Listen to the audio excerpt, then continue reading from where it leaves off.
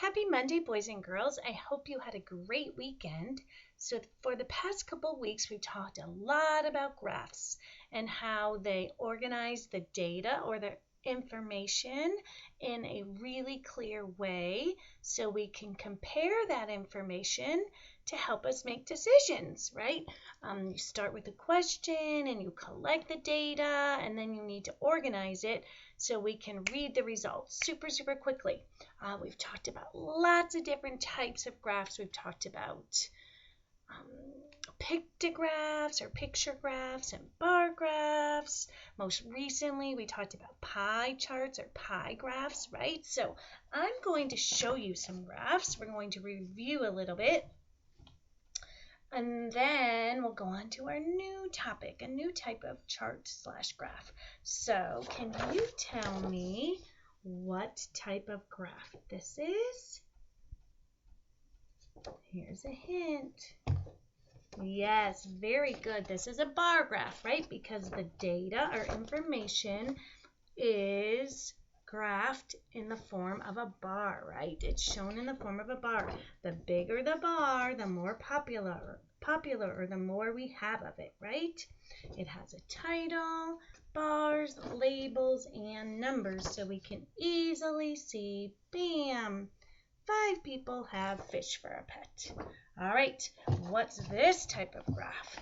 You'll notice this is the one we did on Friday, right? You can see I put the labels so they were going the right way. I uncovered my upside down words. Yeah, good. Remember, it's shaped like a circle. It looks like a pie. It's a pie chart or a pie graph, right? And that just means that we're talking about the whole circle, what part or percentage makes is each. In this case, each color frog came up, right? Green was the most. In a pie chart or pie graph, you definitely have to use lots of different colors. You need a title, of course, and you need either your labels and the percentages or a key if you're not going to do labels, right?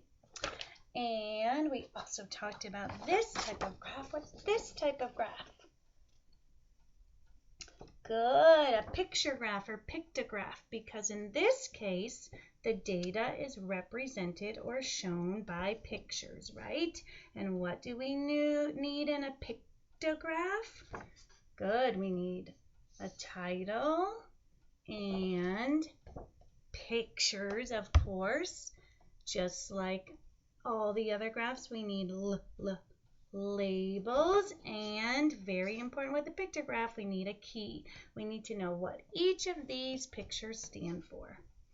All right, good job. Well, after today's lesson, you're going to know all about another type of, I don't really call it a graph, but it's definitely a chart, and it helps us with lots of other graphs. And you've done a lot of them before in our classroom, and probably in your classroom if you're not in my class, right? And it is a tally chart. So if you've already done tally charts, this will be a good review, and now you'll know how they can really help us with graphs too. So a tally chart is a table with tally marks that shows the data that has been collected, right? So it's kind of like a graph. A chart can be a graph, right? Because it shows us the information quickly.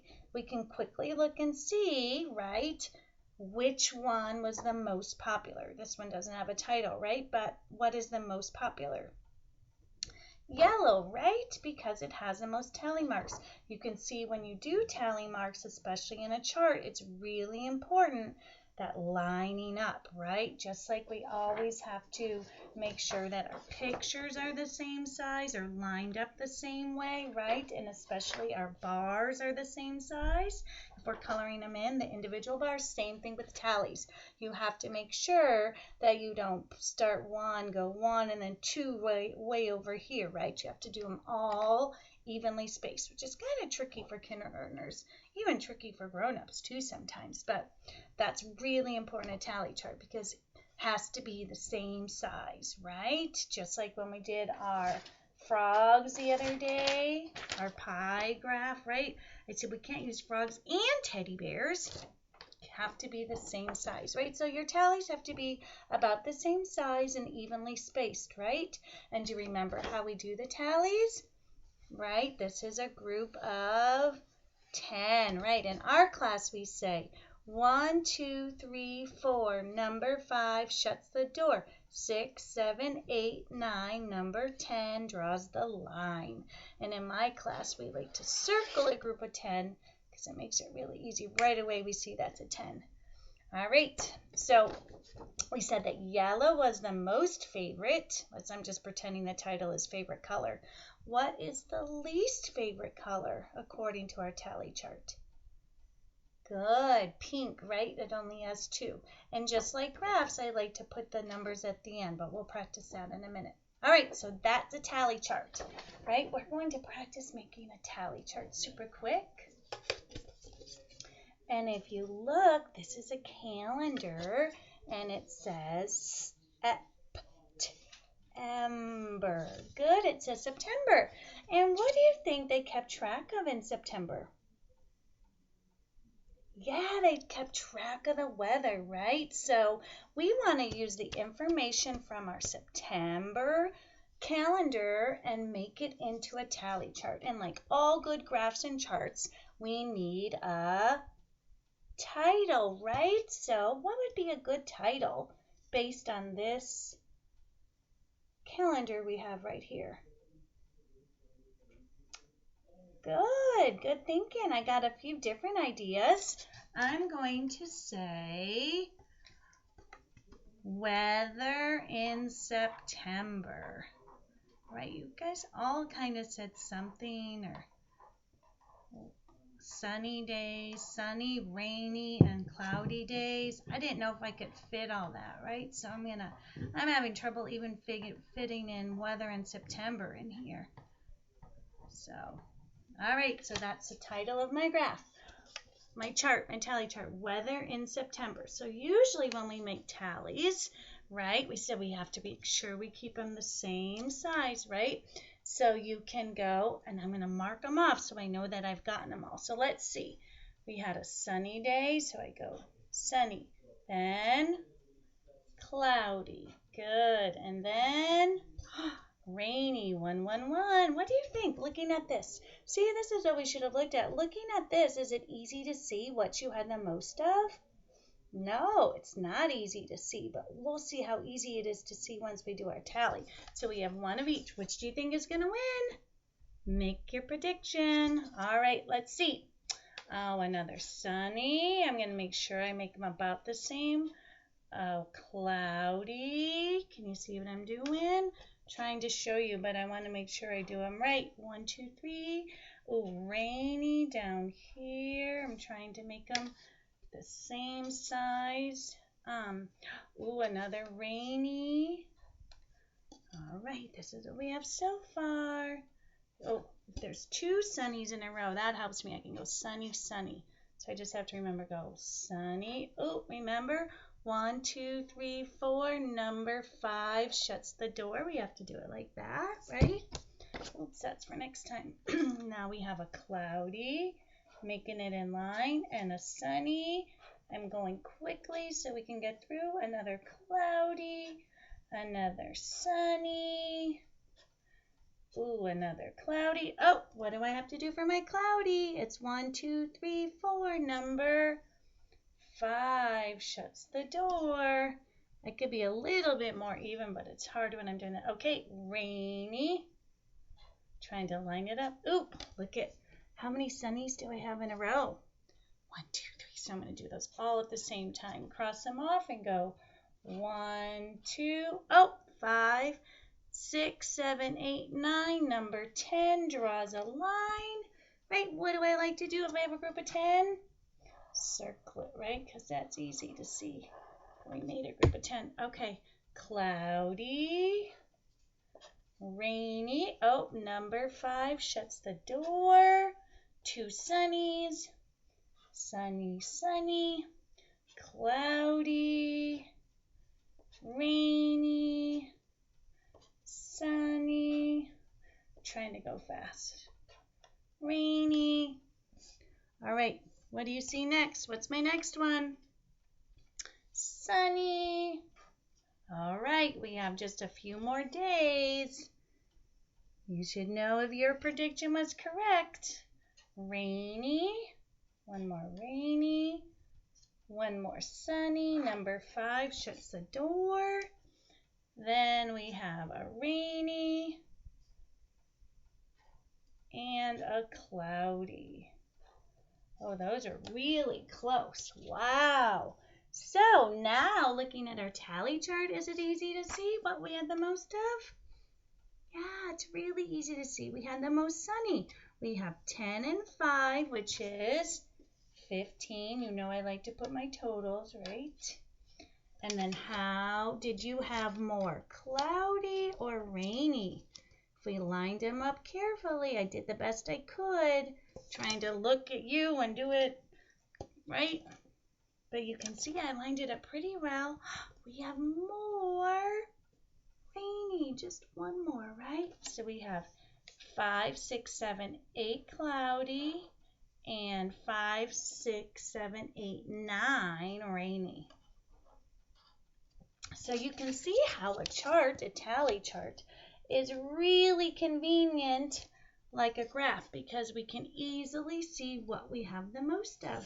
So maybe if we were looking at this and we were making a tally chart because we're going to Disneyland in September, hopefully when it opens up again, right? And we wanted to see how many sunny days and rainy and cloudy days they had at Disneyland, it might tell us, oops, we might want to bring an umbrella, right? Definitely bring a hat and sunglasses. Really good chance you're going to have a sunny day, right? So tally charts, like all graphs, help us read information super quickly. All right.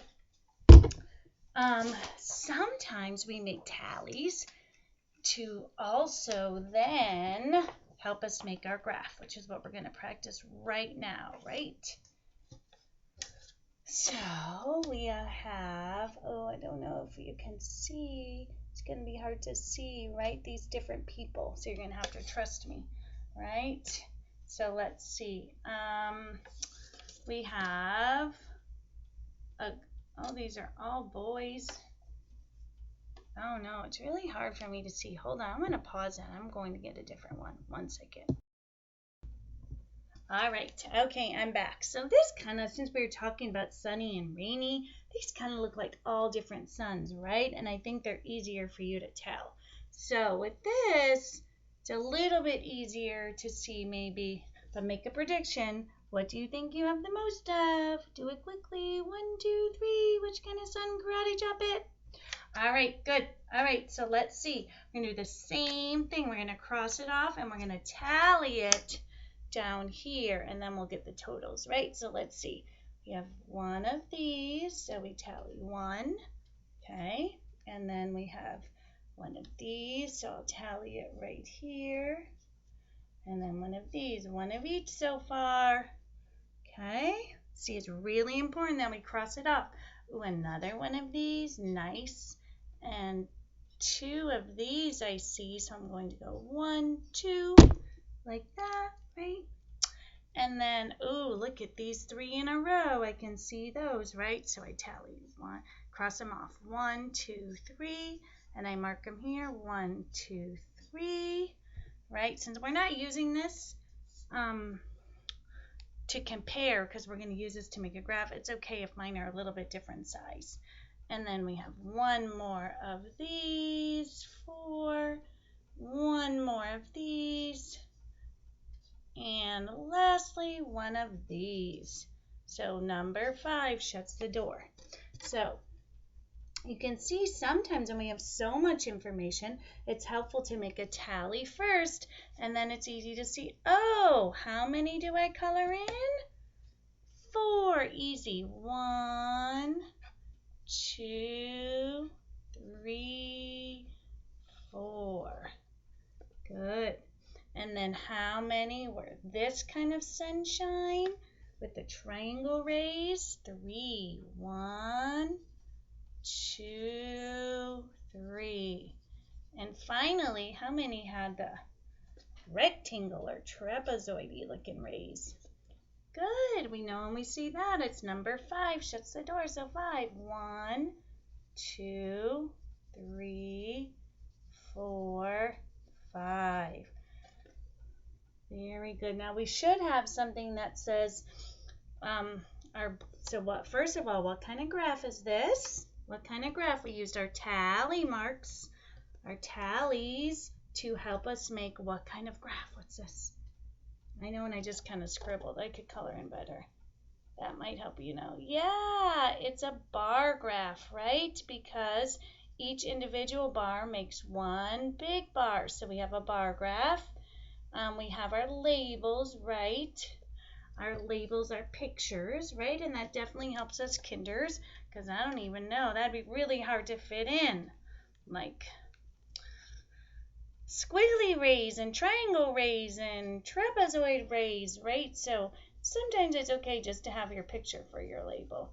But it does not have a what?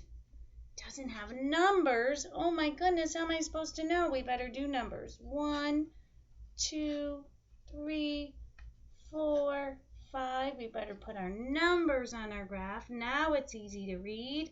And of course a title. What would you call this graph? Oh, good thinking. Types of suns, or suns I like to draw, or suns our class drew. We don't know because it didn't give us a title. Title is very important when you do a graph, or else we won't know what data, information you're trying to give us, right? So I don't want to write on my board, but I could say types of suns to draw, right? Okay, now that we have it in our tally, now we did it like this. It was kind of hard to tell. Here was easier to tell, right? Which had the most in here in a bar graph. It's really easy to tell how many, right? Because we don't even have to look. We go and we say how many. Well, first of all, what did the least type of people draw? What kind of sun? Let me get it up close. Yeah, the one with the triangle, right? Because look, if we go to the end, we can see they did 3, and we can see it's the smallest bar. It's not as long as the others. What did most people draw? What type of sun did most people draw? Yeah, this one, right? The trapezoidy one. Trapezoid rays one. And then finally, how many people drew squiggly rays? Here, so we go to the squiggly rays, we go to the end, and we put our pencil and we say 4. You can count 1, 2, 3, 4, but it's even faster just to go. And that's why numbers are so important with a bar graph, right? So we can easily see. All right, so now boys and girls, today you reviewed all the graphs we've done so far, and you practiced tally charts, which are helpful in their own right to organize information, but they also help us. You'll find when you go to first grade and definitely in second grade, a lot of time you do the tally chart first. It's always good. Scientists, teachers, all kinds of people double check their work, right? So it's good to tally, right? And then go ahead and make your graph and make sure you have the right numbers, because data information is really important, especially if you're a scientist, right? Got to get the numbers exactly right. So, double kiss your brain, you guys. Reviewed information, you learned all about tally charts, or if you already knew, you practiced and learned how they could be helpful in graphs. So I'm so super proud of you. Let's see, let's do Wonder Woman, your clink, clink, wonderful and awesome, whoosh. And for those Harry Potter fans out there, take out your wand, right? Get out your wand, your pish, pish, pish. Perfectly and magically awesome. Whoosh! All right. I'll see you tomorrow. All right. Have a great day. Bye-bye.